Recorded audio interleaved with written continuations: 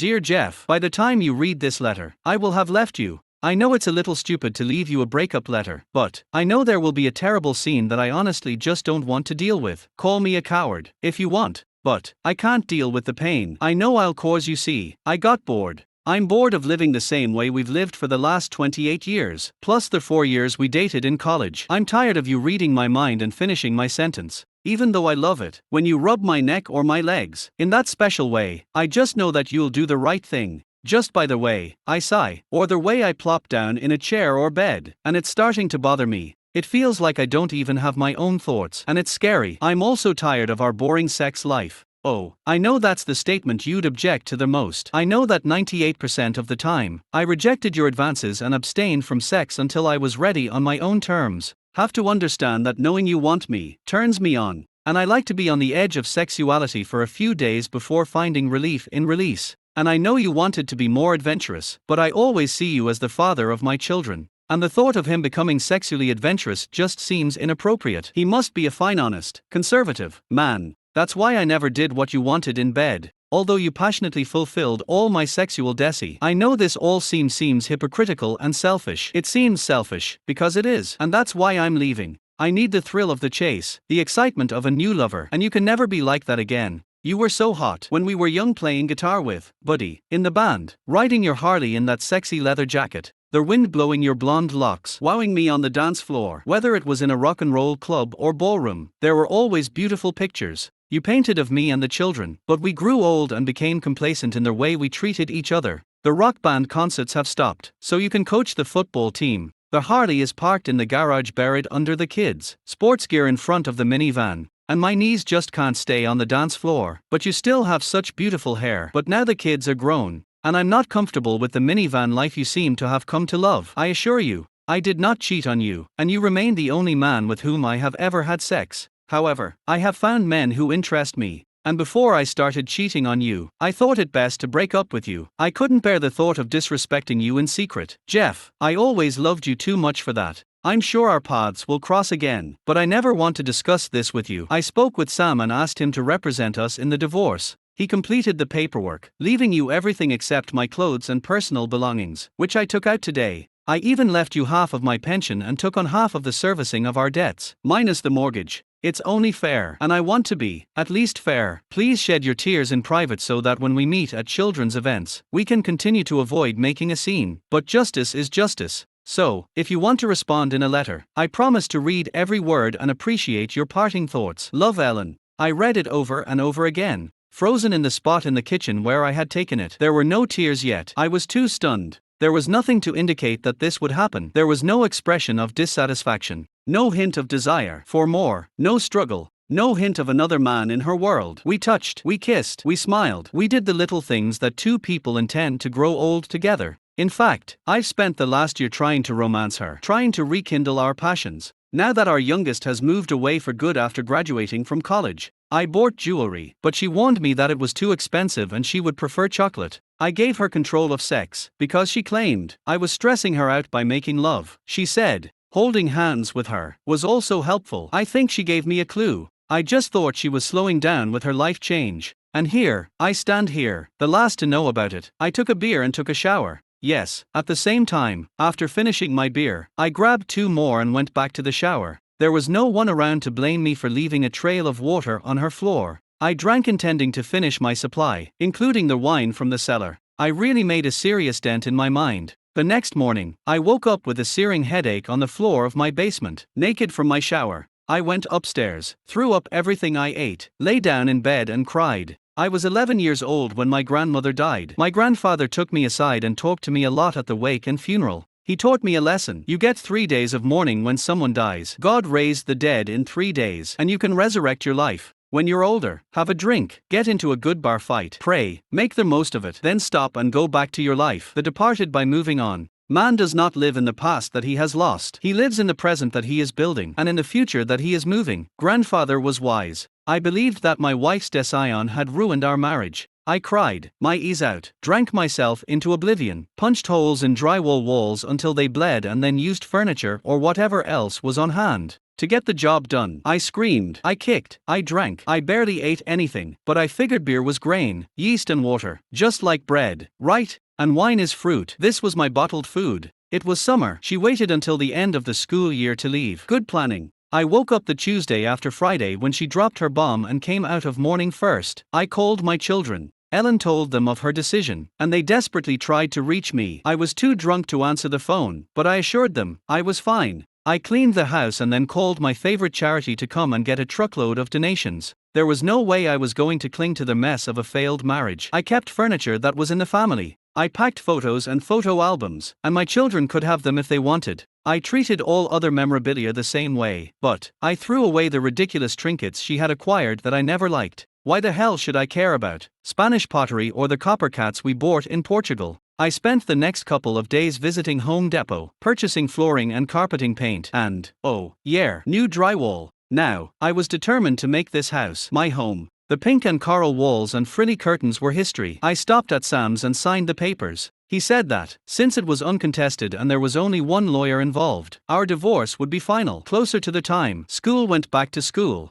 I sold the minivan and drove to a small dealer in a back alley downtown. I came home in the '76 Triumph Spitfire convertible that I've always wanted. British racing, green, beige, leather upholstery, and chrome alloy wheels. I unpacked the Harley, which was easy after clearing out the garage of all that old unused junk. But my best decision was to call Buddy. This call changed my life as quickly as my wife's letter did. Just a few days ago, half an hour after, I told him what happened. Buddy and the boys showed up at my house. Buddy has been my best friend since 3rd grade. We started our group together, played ball together, went to the same classes, met twice at weddings. He was my best man. I was the best man at his wedding. The end of my marriage was a disaster in his eyes, and he couldn't let me go through it alone. Our band stopped playing years ago, when life got in the way, but the people we became friends with haven't forgotten us. When I saw Buddy and the boys, there were a lot of guys there. We have played at weddings, parties and picnics for many people. We often performed for cheap or for free, because we liked the female fans who followed us from concert to concert. Goodwill breeds goodwill. And when everyone heard that I had trashed my place with the intention of turning it into my home, the gates of goodwill opened wide over the next 2 weeks. Painters, carpenters, masons, plumbers, every type of tradesman you can imagine, fixed for more than my walls. Within a month, you wouldn't be able to recognize my house. It has been redone inside and out. The funny thing about a crowd of guys is they come with a crowd of girls. Their wives and girls dropped by to watch Jeff's house, and soon began bringing their single girlfriends to Jeff's love life. No one was aggressive in their matchmaking attempts. It was too early for that, but it was obvious that the seeds had been sown, and soon I was dancing and partying. Being 2-3 nights a week. There were impromptu barbecues and parties at my house, and I was never short of company, even though I didn't really want to get into a relationship before my divorce was. Finally, Buddy suggested reforming the group. In fact, he had already gone out and given concerts in some clubs whose owners were old friends before. The fresh paint was dry in my house. Buddy and Jeff debuted at Jimmy's and took over Friday nights. He booked us on Saturdays at a small dance club in town and Sunday nights at a popular seafood restaurant on the water. We sounded like we never stopped playing. We've all been at the same place in our lives where our kids either moved on or didn't need us anymore. We all looked pretty good, and we all wore our own hair. Except Ronnie, our drummer. We hit it off big time. Our fans were happy to come out of hibernation and hear us again. My sons visited me at every opportunity, helped with repairs and even went out with the group. From time to time, I strictly ordered them not to tell their mother anything about me, and if she asks to tell the truth. Dad was very upset, but he moved on, and everything is fine. My daughter, who lived in Australia with her fiancé, received similar training. My children have been kind to me, and I have always trusted that they respect my wishes. I knew they were truthful when they told me that Ellen had received no information from them regarding my well-being. I also spent time combating loneliness by strengthening healthy habits, improving my diet, and increasing my exercise. I never allowed myself to get out of shape, but now, I swam vigorously in the pool and did not forget running and cycling every evening. Even before going to the concert, I trained. I remade my home, my social status, my activity calendar, my relationship with my children and my body. Within a month of Ellen leaving, I think it's time to answer her letter. After all, she asked for it, right? Dear Ellen, thank you, were right. Goodbye, Jeff. I sent her an email, short and sweet, that says it all. I didn't have her new address and didn't really need it. Someone tried to tell me that she slept with some handsome guy, the same age as my daughter, who drove a luxury car and was a very pleasant conversationalist. They were seen together on the shore, in clubs and on the beach. Whenever someone told me about her, I politely replied that I didn't want to hear it, but we had many friends, and these little pieces soon came together to paint the picture of a hot September-June romance. Maybe in October, June, November, May, it didn't matter to me. I really wanted the best for her. Grandpa's 3-day forced me to move on, and I liked me right now. Too much to dwell on the memorious. That was the end of summer is a sad reality in the life of a teacher, but August is a hot time for a musician. This year was no exception, buddy, and I signed up for festival after festival until September. On Labor Day, we played 2 to 3 times a day. Due to my busy schedule, I was unable to read her email response. I didn't ignore her. I just thought we'd exchange one letter and move on.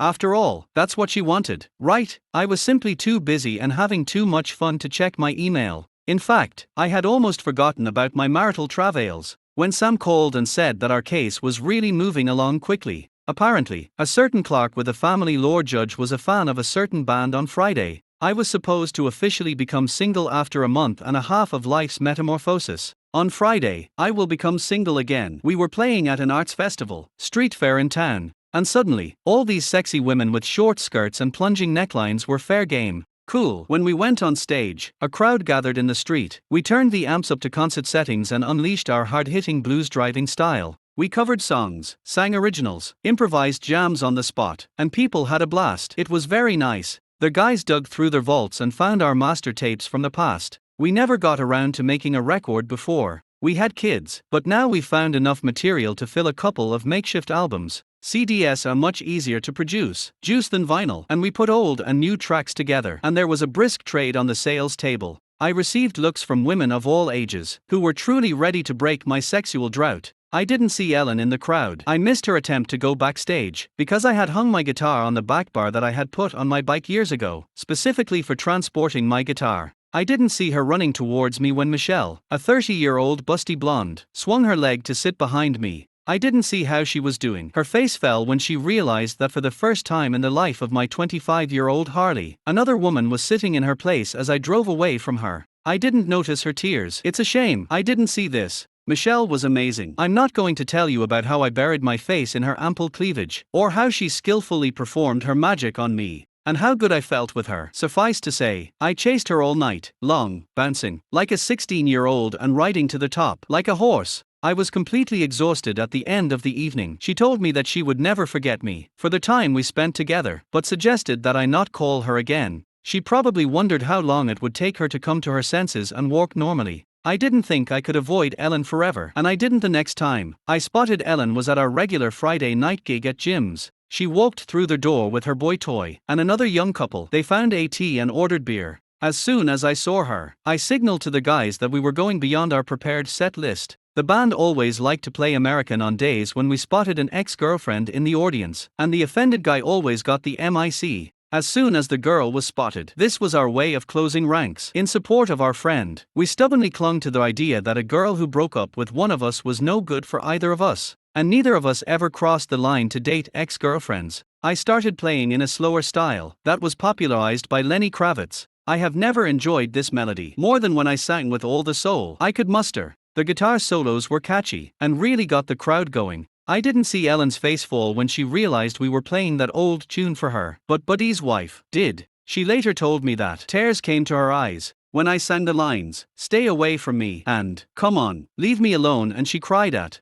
"Don't knock on my door. I don't want to see your face anymore." She walked away for the rest of the song, barely able to control herself. The toy boy and his friends and girlfriends did not go with her, but stayed for several hours, drinking and dancing. There must have been some trouble in paradise. A week later, my eldest son visited me. Apparently, Ellen and her young lover had an argument that night. He was obviously tired of her charms, and she was tired of keeping up with the 20-year-old's activity level. He was upset that she was restricting his lifestyle by avoiding the places where we played. Word got around that the band was active again, and wherever we played, it was a hip and crowded place. It also turned out that he was more than unhappy that she gave up property rights in the divorce. Apparently, he was planning to move into my house. I suspected he was a gold digger, but I think he didn't know about our prenuptial agreement that if either of us left the family for greener pastures, he would leave, break the other, keep their house, money, furniture, accumulated finances, and other valuables earned during their life together. No matter how short or long that life was, it was her father's idea.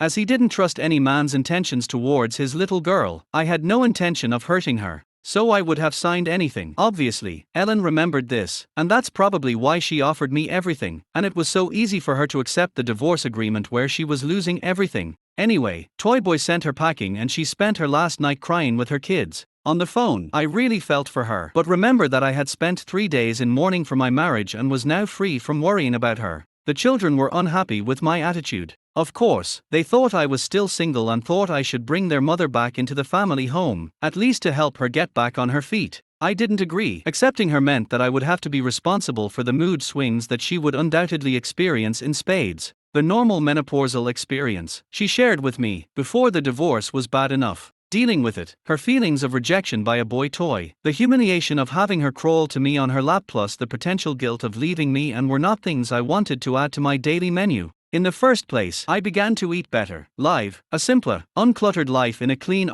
fluttered home, enjoy my golden years as a highly respected teacher, party with my band and play duet concerts with Buddy. And my personal life was more active than ever. Many women simply dreamed of being with a popular single musician. I couldn't imagine bringing another woman home, only to introduce her to my ex-wife, sitting in the living room, watching TV and eating ice cream with candy. No, I never liked being single when I was young, and I had no plans to do anything to change that style. Now, the days stretched into weeks. The kids softened their accepting her, to help her, and I obliged, letting them raid the storage unit I'd rented for furniture and things that were too good for the dump. When Ellen finally rented a small apartment, I even loaned them the truck the band brought to haul gear from gig to gig. With the new school year in full swing and the group's busy schedule, I rarely saw Ellen. She taught in the same area, but at a different school, so we crossed paths sometimes, but I didn't really pay attention to her when it happened. I was a popular talking point in the rumor mill. Perhaps it was due to the frequent appearance of Harleys or my favorite sports car.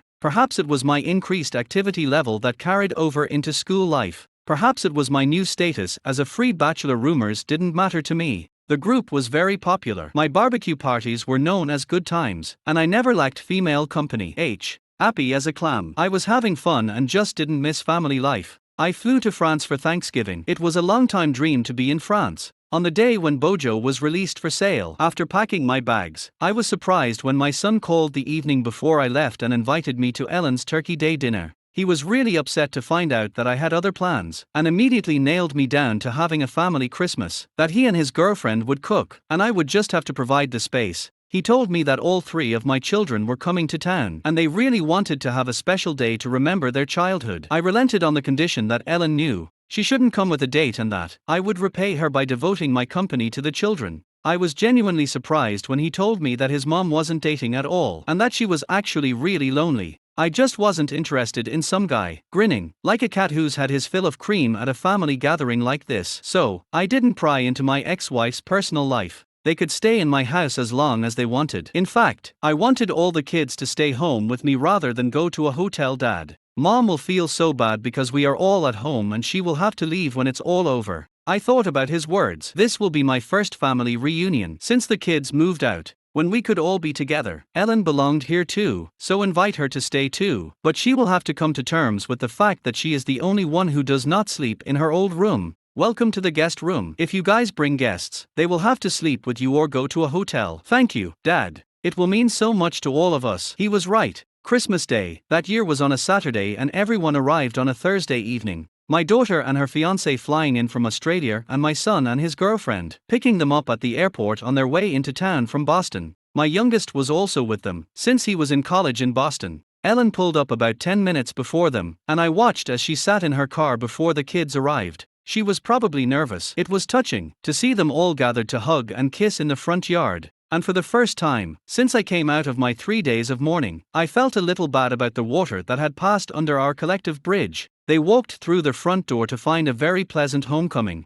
Of course, neither my daughter nor my ex-wife had been in the house since I remodeled it, so that in itself was a bit of a surprise. But I hung the Christmas decorations, much the same way we have decorated the halls for years. The candies, nutcrackers and garlands were all there, albeit on my new furniture. The tree with all the old ornaments we bought at Christmas markets, or handmade in art class, sat in its revered central place. I added a fireplace when I redecorated the living room, and the warm fire glowed with pine spirit. The smells of wood, fire, and warm cider filled the room. Plates of cookies and fudge stood in every corner, and the table was set with fine china that Ellen's grandmother had given us as a wedding gift. Many years ago, there was no doubt that I had made our house my home, but there was also no doubt that my home was more than ready to host Christmas for my family. It seemed strange after everything that had happened, but they truly were my family. The children, although grown, were still my flesh and blood. And, although I was divorced, my ex-wife held the key to my heart for most of my adult life. When they looked around, there was great bustle and delight. I restored the kids' bedrooms to much the same style they grew up in, except I toned down the hot pink in my daughter's room to a more mature, soft pastel shade.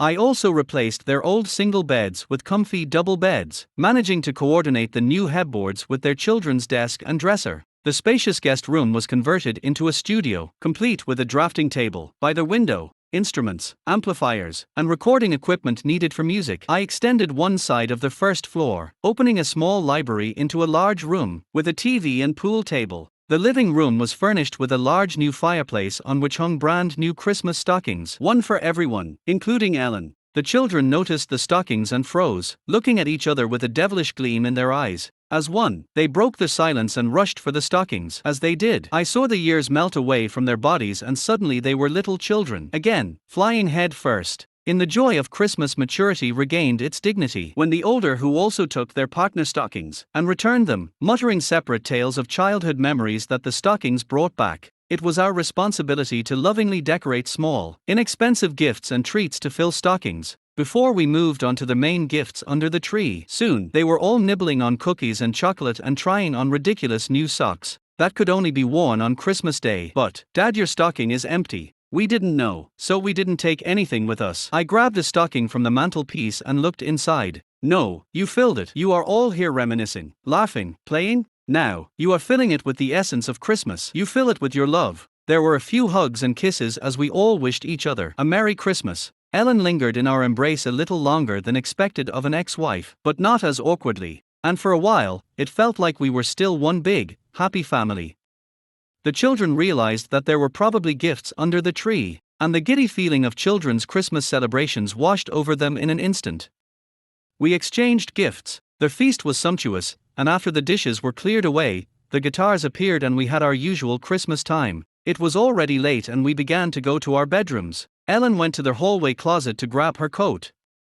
Thank you for being so nice to me today. I really appreciate spending Christmas with you and the kids. I know, I should blame myself, but of all the things I've given up, I miss family time the most. Well, the children have already grown up and live on their own. It would be just as rare if we were still together. I know, but I also miss that family time that you and I had, you know, family time of two. I guess I'm finally trying to tell you that. I'm sorry, I really ruined a good life for both of us. Don't blame yourself. We always told the children to follow their dreams to be happy. That's exactly what you did. We still have a good life. It's just different. Now, she looked at me, incredulously. Are you saying that you have so little regret about what we had after today? Do you feel nostalgic at all? Do you regret what we lost, Ellen? We had a wonderful day today. What have we lost? We lost each other. I lost you. And I will never forgive myself for this, don't you care now? She was crying heavily. I hugged her, and she completely broke down. I cried when she left, but I was sad that it happened to her now on Christmas. When she finally calmed down, I reminded her that, when we were dating in college, she broke up with me. She was afraid that we were getting serious too soon, and wanted to take some time to think about whether she really wanted to spend the rest of her life exclusively with one guy. I told her how hurt I was that she left me, but that I would never want to be completely with someone who didn't feel completely committed to me. I told her I gave my Mar Edge one of the 3-day, mourning periods and came out the other side, ready to move on with my life. She was a wonderful part of my life today.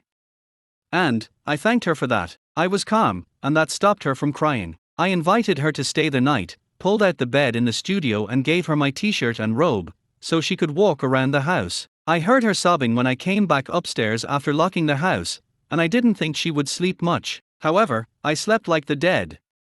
The next day was a continuation of Christmas, and Ellen was delighted when we all begged her to stay the whole weekend. We didn't talk about our past again while the kids were there, but I recognized the looks Ellen gave me when we were married. So I love you so much. And you are. Wonderful smiles. I even responded to a couple of glances with, hug me, and can I kiss you? We read each other's minds just like we did when we were married at the table. She poured herself coffee, and I added the right amount of milk. I was buttering my pancakes and looked over to see that she had applied just the right amount of maple syrup. We finish each other's sentences. However, we slept in different rooms. The kids all left together, and my daughter planned to spend time with the boys in Boston, and then head to Vermont to ski. This left Ellen and I alone in the house we bought together. I lit a fire, and she opened a bottle of wine. Fine. We sat and talked. We reminisced, joked, and then became serious. I was so stupid, so wrong, and so cruel. I know I can never make it up to you. And I don't expect you to forgive me, but I want to say that. I'm really sorry. I want to at least be friends. Again, you were not only my husband, you were my best friend, my advisor, my most trusted colleague, my partner in crime, and I miss it all so much. I looked at her, smiled, and the dam broke. Ellen has a way with words, and she has woven a masterpiece of conversation with one person. She told me about how bored she became, although she now realizes that she cut herself off from me to create the vacuum of passion that we experienced together. She told me about the excitement of meeting a young forest boy, and the allure of a secret love affair. She told me how easy it was to turn me into a monster. When she was being monstrous herself, her story was one of acts of betrayal, accompanied by rage that I had not fought for her, that I had been indifferent and had simply let her go. She told me how jealous she was of my life. When I landed on my feet and returned to the lifestyle I liked when we met, especially when she saw some pretty young girl riding in her place on the back of my Harley, jealousy turned to rage. As she saw me with girl after girl, offering something else that Ellen felt was superior to what she was giving me, her emotions plummeted when the divorce was final, and she discovered that her boyfriend only dated married women until they became single and then dumped them. He seemed to enjoy spending their husband's money, ever since his father, an old-school conservative who strongly disapproved of his son's destructive ways, disowned him and withdrew his trust funds. She found no other perspective after the breakup. It seems that good men, suitable for her age, were either already taken or did not want to take seriously a woman who cheated on her devoted first husband. There were plenty of men who could buy her a drink, dance with her, or climb into bed with her, but none who wanted a serious relationship. Young guys were happy to date her. After all, she looked hot and oozed sensuality. When she wanted to flip that switch, but they definitely didn't want anything to do with a long-term relationship with someone who was going through menopause. It is difficult to start a family in such conditions. I listened to her chatter until she became exhausted. I poured each of us a glass of wine and handed it to her with a smile. Yes, judging by what you said, you were quite stupid, but you don't have to make amends to me. Like I said, you followed your dreams, and I loved you enough to allow. It's a pity that I don't have a photo of her face. At that moment, she clearly didn't expect me to link my reaction to my love for her. I really forgave you almost immediately. How could I keep you in my marriage? When you wanted to leave, I couldn't keep you tied up or locked in a cage in the house. If I forbid you to do something, you would simply hide it from me and move on. Your note may have seemed cruel at first, but looking back, I see that it really did keep things clean and tidy. We didn't fight over property, and we didn't have to worry about custody as the kids grew up. I have to thank you for this. So, I am no longer your husband, and it may be a long time before you call me your best friend and advisor.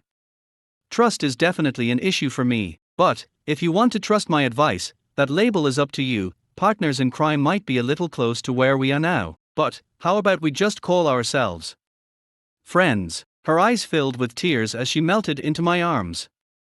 She stayed one more night. No, don't think we slept separately. We just had a lot of catching up to do. We seemed okay, sharing the role of parents together again. The next day, she went home to pack for a New Year's camping trip to join her children in Boston. I had concerts all week, which is a very lucrative time for musicians. Of course, the side benefit was that my mind was on music and I didn't even think about Ellen. The school term started just after New Year's, and my new schedule didn't leave much room for seeing Ellen. The next time our paths crossed was at a conference in April. We sat next to each other and ended up having lunch together at a table for two. We had a nice chat and discussed my daughter's upcoming marriage in Australia.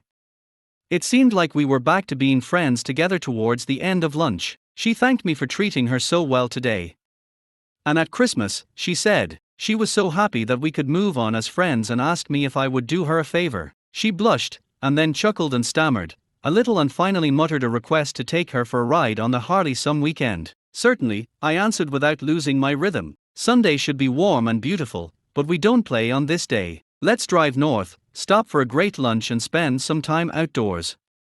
She was smiling and cheerful. I was drawn to memories of her riding a motorcycle with me when we were younger.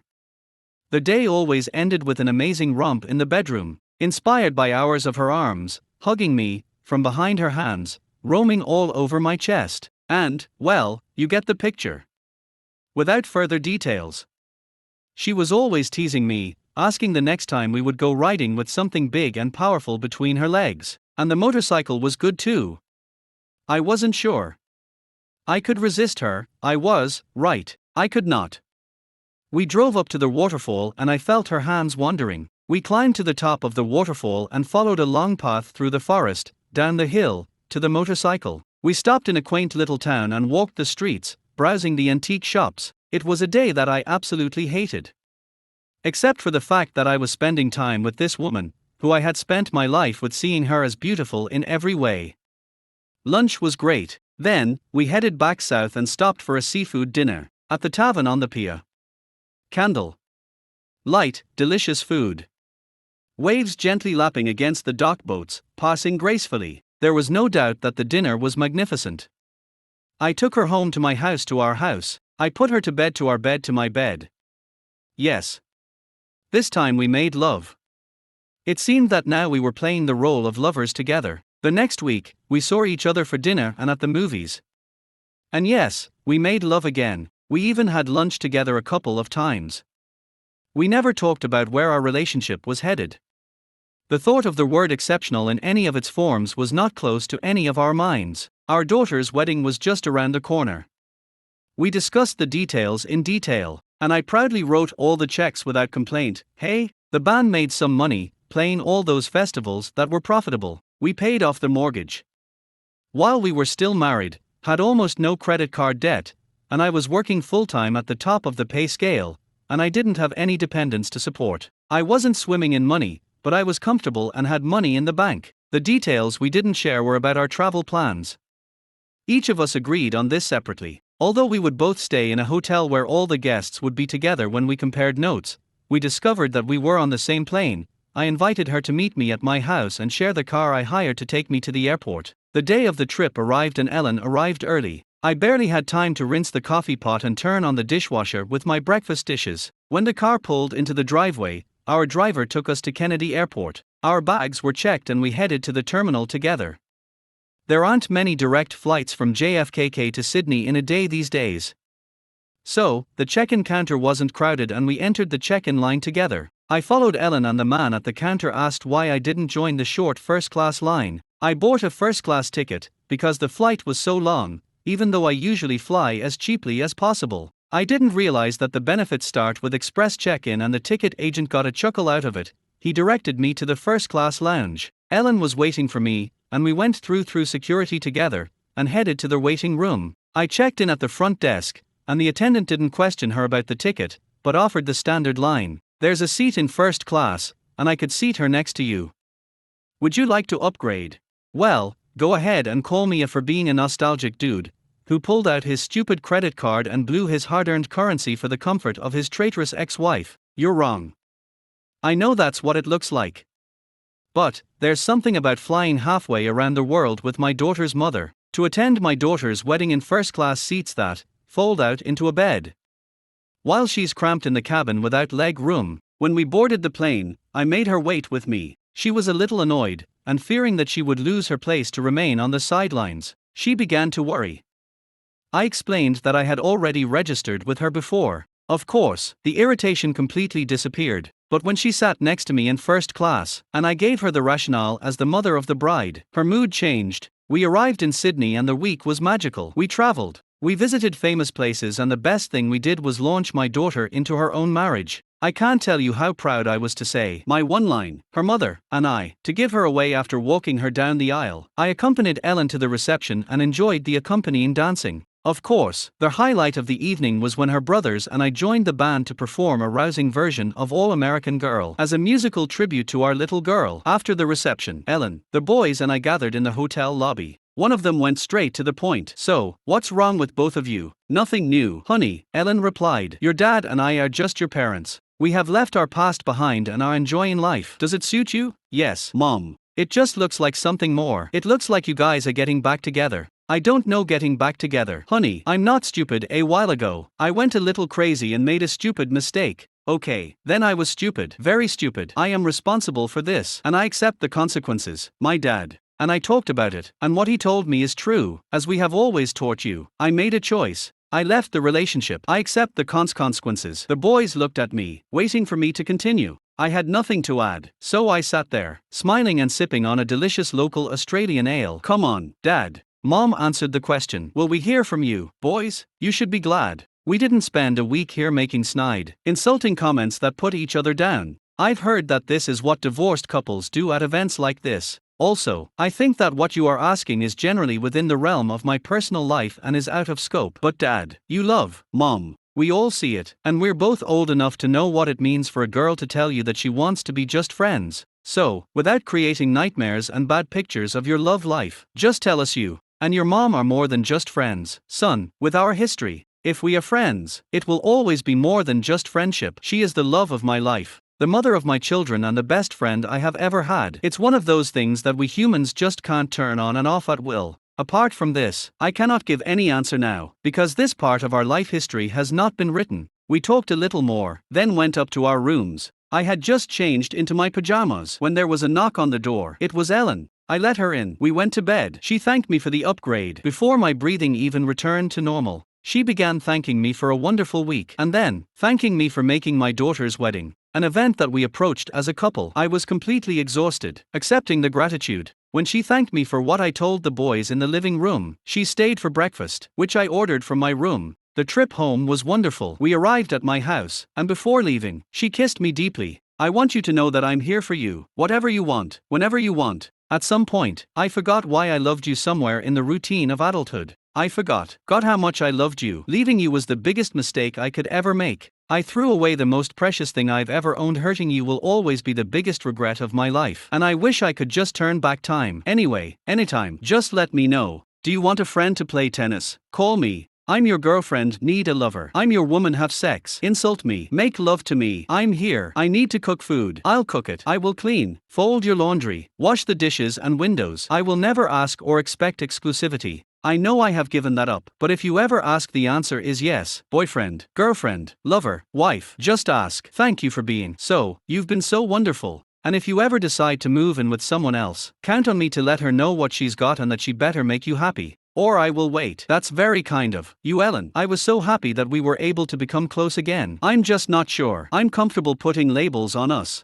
I don't know where we're going. I'm just happy that we're going there together. At least part of the time. I have lived with women all my life, and usually followed their orders first. My mom and my sister. And then, right after college, I married you. I enjoy living in a home where I control the colors and level of clutter. I love cooking my own food, the way I like it, and having a refrigerator full of my favorite foods. I enjoy being in a band. And, I admit, it was nice to have an open sex life. I don't plan on changing that anytime soon. Do you remember the note I wrote in response to your letter? Yes, you wrote that. I was right. Thanked me and said goodbye. You didn't even sign it with love. I meant every word in that note. You were right. We were tired and needed a change. The words of gratitude and farewell were sincere. Anything to do with love would be irrelevant and superficial. Any other thing I could say would either be just mean or make me look like a begging, whining weakling. I'm not very good at all of this, so I wrote what needed to be written and stopped. What should I write now, Tom? Nothing. I've shown you everything you need to know. Yes, it is. You showed me that you care. You showed me that you still find me attractive and even sexy. You showed me that you want me. You will be there for me. When it comes to children, you showed that. You love me more than a casual lover enough, even to share dinner and breakfast with me. You enjoy my company enough to date me. You respect me and our history enough to promote me to first grade, pay for our daughter's wedding in full, without asking me for a dime, and announce to our sons that I am the love of your life. The only thing that seems to be missing is a more fulfilling role, being your wife. I want you to know that I understand this, and will never pressure you on this topic. I know it was my fault that I lost it, but understand that if you ever decide to ask, the answer in advance will be yes, and I will pray every day of my life for the opportunity to say it. She kissed me good night. Of course, I thought about what she said, but come on for real. Why stop at one woman? I had the world in my hands, my own home, my kids, grown financial, comfort, an ex-wife, dedicated to getting me back, who, by her own admission, would do anything at any time. A toned body and all my hair, a combination of a hot band and a Harley, and an endless supply of women who wanted to jump on the back of my motorcycle and ride to the party and make love to me after the party. Oh, sure, I loved Ellen enough and she was someone to share my golden years with. Maybe I'll change my mind when we're 60, but not now. I didn't write, "Dear Jeff," so I didn't feel responsible for the consequences. I forgave her. I made peace with her. I put my life in order. So I picked up the phone and called that bust blonde who had climbed onto a Harley after the street festival and became my first entertainment since the divorce. She giggled into the phone when I asked her if she was serious about never taking my calls again. She assured me that she was fine and walking again, and invited me to come over right away. Even when I got a Harley to go to her, I knew that someday I would ask Ellen to marry me again. But this was not that day.